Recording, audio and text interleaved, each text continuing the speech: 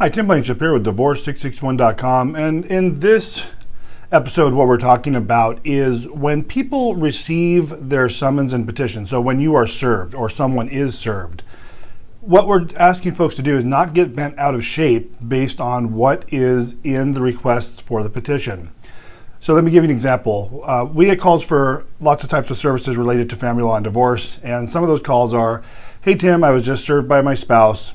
And what they'll say is, I'm reading the petition and they want spouse support and they want this and they want that and they want me to pay their attorney's fees and all this other kind of nonsense. And the first thing I tell folks is, don't read into the petition. It's just the opening papers. They're just requests. They're basically meaningless.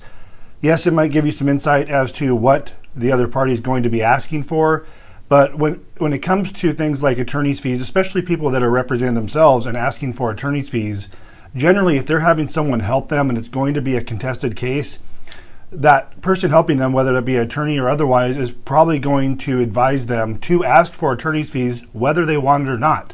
They're also going to advise them to ask for spouse support whether they want it or not.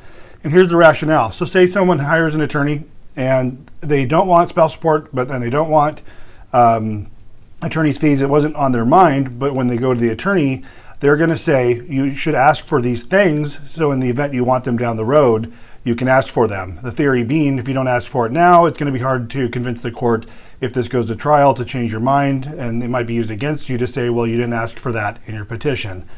Ultimately, what you put in your petition is not what you're going to get. It's either going to be agreed upon between you and your spouse, or it's going to be decided by the judge at trial.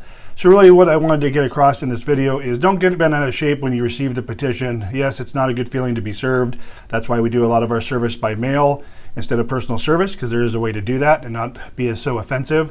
But don't get bent out of shape in reading it. Take it for face value.